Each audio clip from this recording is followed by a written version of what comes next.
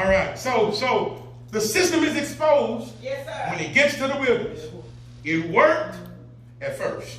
It worked when he was running from Mount Carmel. Yes, sir. Jezreel, Beersheba. He can run.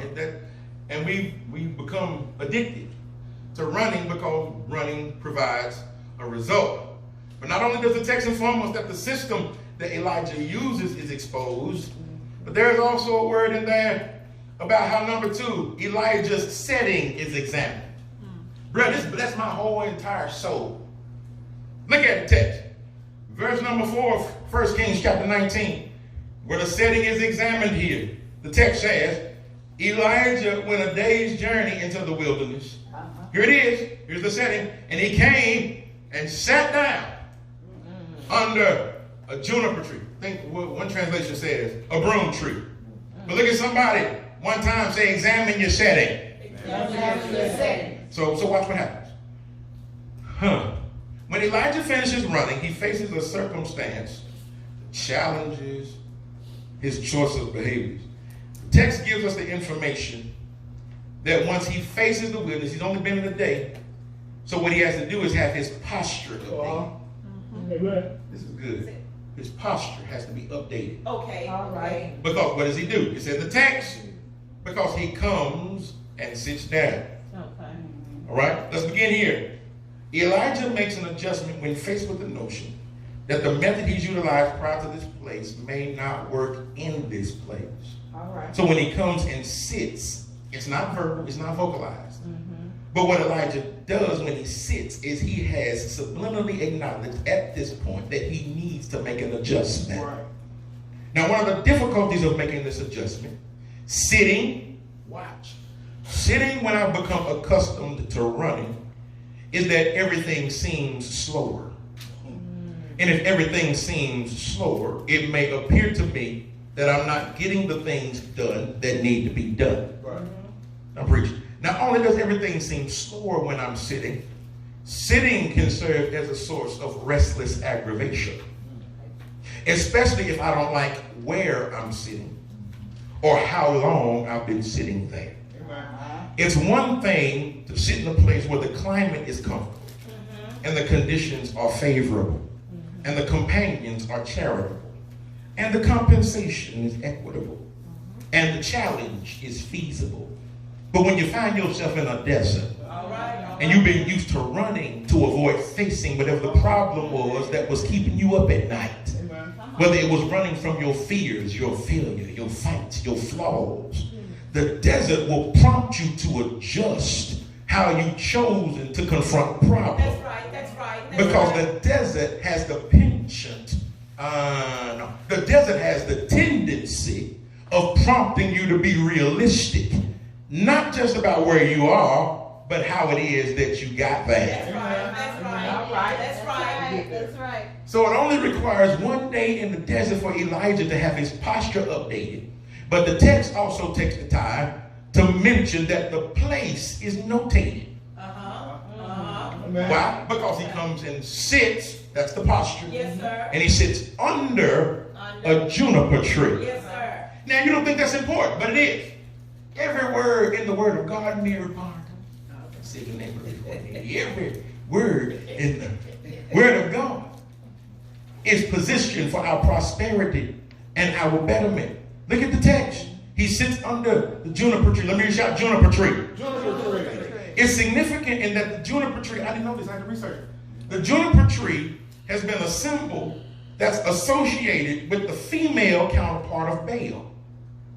The juniper tree is a symbol of the Canaanite goddess of fertility whose name was Asherah.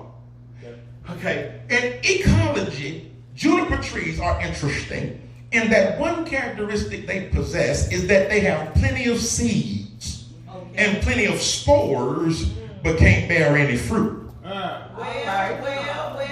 a spiritual context, in a spiritual context, Baal and Asherah, the entities that the Canaanites and the Phoenicians worshipped, were brought over from Jezebel. And Jezebel is the queen of Israel. And being that Jezebel is the queen, She's also a shadow or representation of the government of Israel. All right. Y'all ain't okay. I find it interesting that when Elijah gets weary, he allows himself to be shaded or covered by something so closely linked to the religion of Jezebel.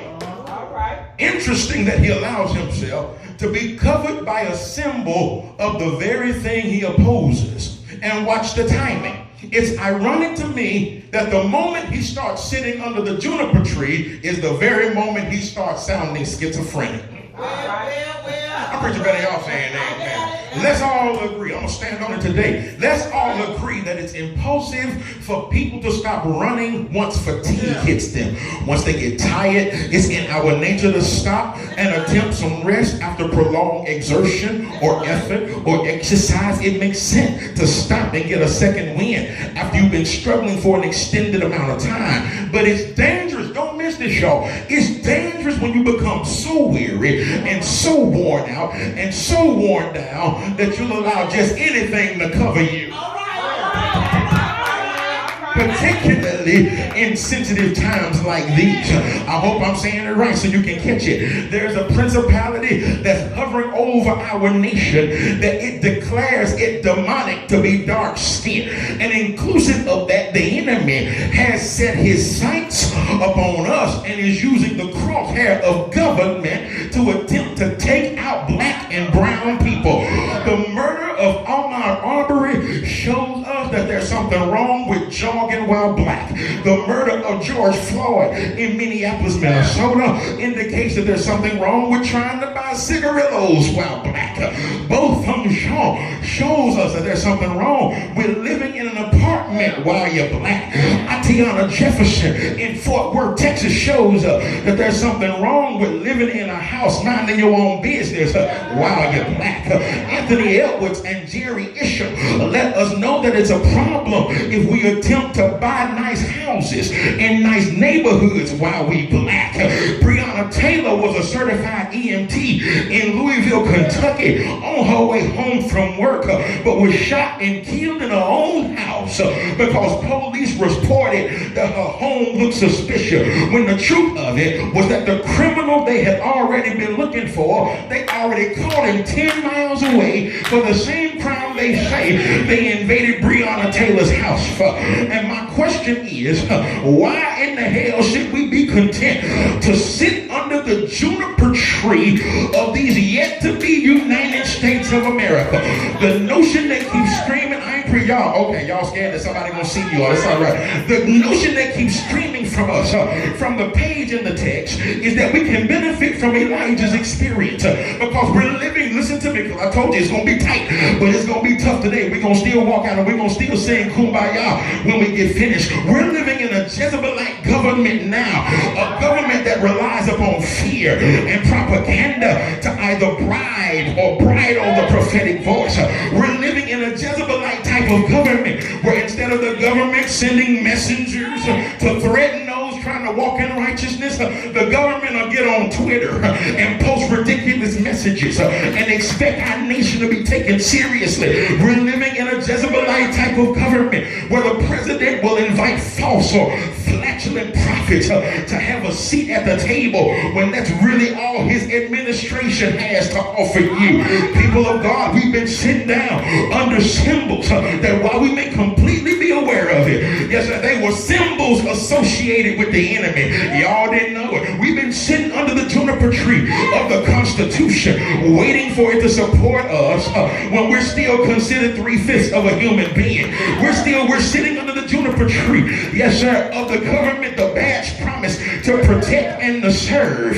Yes sir, because there's no such thing as police brutality in the Constitution, but domestic terrorism still exists.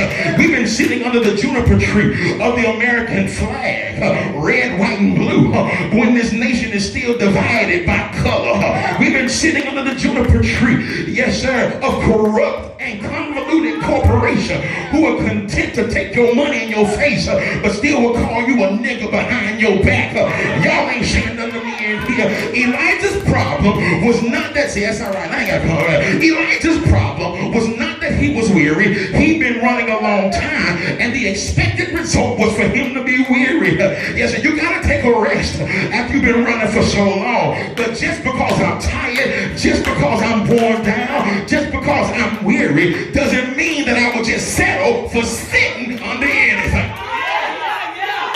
Look at somebody say, I refuse to settle. Yes, sir. Y'all got to help me preach it. They ain't going to see on that. All they going to see is me. All the hate mail is going to come to me. All the hateful comments are going to come to me. But yes, sir, I can